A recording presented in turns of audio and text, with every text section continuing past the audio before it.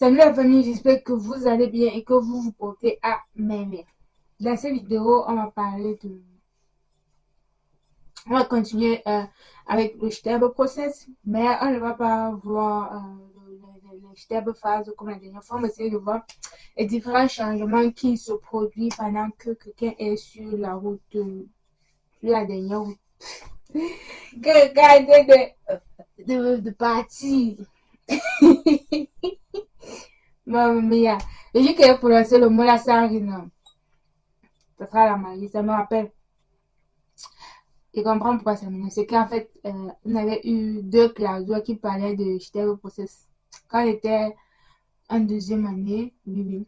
Quand on était en deuxième année, on passait à tellement parler de Stable process parce que ça nous énervait seulement. On avait marre d'entendre ce sujet. Et tout ce qui venait en tête, c'est que, oh, pardon, libérez-nous. Et on a eu à composer deux classes successifs qui portait sur ce sujet. Ça nous a embarqué. On avait tellement entendu parler de la mort qu'on ne voulait plus rien avoir. On ne voulait plus rien avoir avec. Donc, venons à nos moutons. Comme je disais, on a les différents changements qui se produisent pendant le stable process. On aura le fait endoro du Sishichevanemu. Quand on parle du Sishichevanemu, on parle en fait de physique. Physique, on parle en fait du corps. La personne, par moment, il ne pourra plus suivre son corps, il n'arrivera plus à savoir quelle partie est son corps, quelles sont les extrémités. Il n'arrive plus à savoir. Bon, parfois, il est là, mais il ne sent plus son corps. Je ne sais pas comment il peut vous décrire cela. Mais ce que nous, en tant que Fakraf, nous pouvons faire, ou bien en tant qu'élève, on peut faire ce qu'on attend de nous, surtout parfois, quand on entre dans la pièce et qu'on salue le monsieur, on peut toucher ses membres, on peut toucher à l'épaule. Ainsi, il parvient à savoir que non, son corps existe toujours et c'est à tel endroit. Ensuite, on aura le Veränderung du Geschmack und Geruch. Sensuel le Geschmack und Geruch. C'est-à-dire que les odeurs et le goût chez notre patient va changer. Il y a parfois les patients qui aimaient beaucoup les odeurs, parfumer leur chambre avec des odeurs particulières. Mais après, on se rend compte que ces odeurs, au lieu de leur faire du bien, ou bien au lieu de les inspirer, de les détendre, cela les provoque plutôt des nausées. Maintenant, au niveau du cauchemar, on aura des patients qui vont refuser catégoriquement de manger ou bien qui vont dire non, je veux manger telle chose et ensuite ils disent que non, je ne veux plus manger cela. Ou bien il y avait des aliments qu'ils aimaient et à un moment donné, ils disent que non, je n'aime plus ça, je ne veux plus ça. Cela les crée également des nausées. Voilà un peu. À côté de ça, on peut également avoir et il a noté que quand le patient dit que non, il ne mange pas à ce moment, on ne doit pas essayer de le forcer de manger parce que manger et prendre du liquide n'est plus important à ce moment parce que ça va plus l'aider quoi. C'est la fin, quand c'est la fin, c'est la fin. Et essayer de le forcer, c'est juste être contre-productif. On doit plutôt essayer d'aller dans la même lancée que lui. Ce que nous pouvons faire à notre niveau, c'est d'essayer de proposer de nouvelles saveurs pour voir si il va adhérer, si ça va l'aimer, s'il va aimer. Et par moment d'ouvrir la fenêtre pour que l'air puisse être renouvelé. Et également, si on propose des aliments, proposer des petites portions et essayer de décorer de telle sorte que ça soit nickel à voir un peu, oui. Après cela, on a vu que la personne ne mange pas beaucoup, il ne boit pas beaucoup. Il y aura l'assèchement dans le corps. On aura le montre, donc il y a les lèvres qui vont s'assécher. Ce que nous pouvons faire, c'est essayer de faire un petit crâne, un mouche plus long par moment, ou bien de prendre des petits glaces là, des petits glaçons. Oui, vous voyez, on met les glaçons au congélateur. Vous pouvez mettre même les gauchemars, vous pouvez mettre le thé, un bon thé ou bien une belle saveur qu'il aime. Et en forme, c'est ça, en forme de petites glaces comme ça là. Et vous mettez une de la lèvre et tout. Ou bien si la personne aime le honey ou le chocolat, vous pouvez mettre ça sur les lèvres et il va goûter et ça va produire le chilam. ça va produire des sécrétions au niveau de la bouche et la personne va bien manger.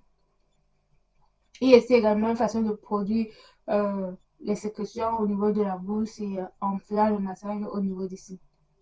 Voilà. Voilà. Et ici. Voilà. En faisant le massage, ça produit la sécrétion. Souffrez de me voir boire le vin dans le yeux. Bon. Ensuite de cela, on aura la perception de la vue qui va également changer. La personne ne pourra plus voir clairement. La personne ne pourra plus voir clairement ni distinguer de façon correcte les choses. Dans ce cas de figure, on conseille d'utiliser plus l'éthique avec des couleurs très frappantes.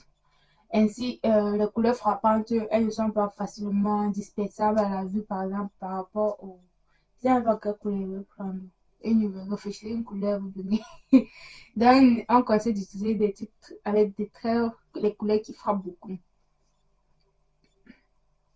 Parce que même quand quelqu'un voit mal, et quand quelqu'un a le problème de vue, quand il y a une couleur qui frappe, la personne parvient à distinguer facilement cette couleur.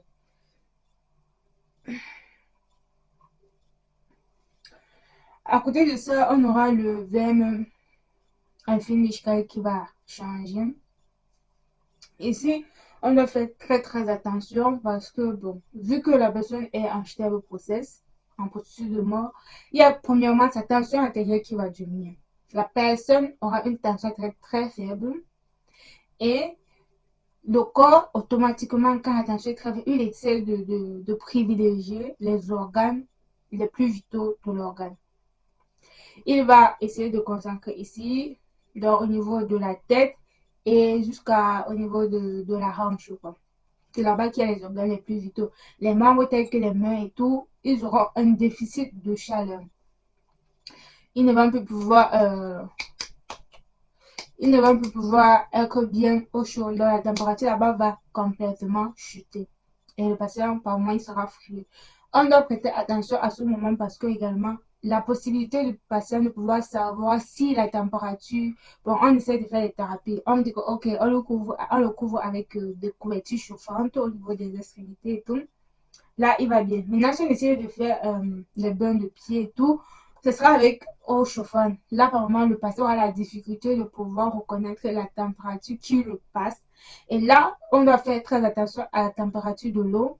Également, si on décide de chauffer, il y a plusieurs types. Quand on chauffe cela au micro-ondes et on vient pour mettre sur les pieds pour pouvoir réchauffer, pour pouvoir chauffer. Parfois, c'est très chaud dès que ça vient de sortir de micro-ondes.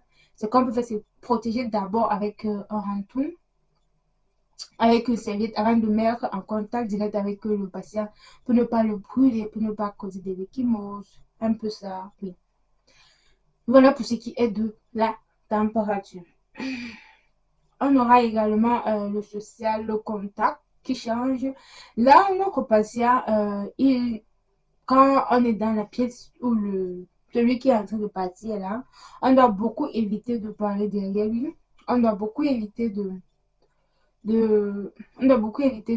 d'essayer de murmurer les choses parce qu'il peut prendre ça autrement et ne pas lui donner de fausses, de fausses hoffnung, ne pas lui donner, ne pas lui mentir, lui dire les vérités telles qu'elles sont, ne pas lui mentir et essayer d'être vrai et empathie, c'est tout. Bon, je vais m'arrêter ici. Et je vais m'arrêter. Ben, voilà un peu pour quelques différents changements qui se produisent pendant le processus de mort. J'espère que vous avez appris quelque chose et que cela vous a été utile. N'hésitez pas à me laisser votre avis en commentaire. Et si vous voulez d'autres sujets, si vous avez d'autres sujets que vous aimeriez que j'aborde, n'hésitez pas à le mentionner en commentaire. Tous ceux qui veulent me contacter en privé, vous pouvez le faire par Instagram, par Facebook, par la page Facebook. Ou bien vous pouvez tout simplement m'écrire à l'adresse Gmail, parlons de tout avec flavie@gmail.com. Merci d'avoir regardé cette vidéo. On se dit à la prochaine pour une nouvelle vidéo. D'ici là, portez-vous bien.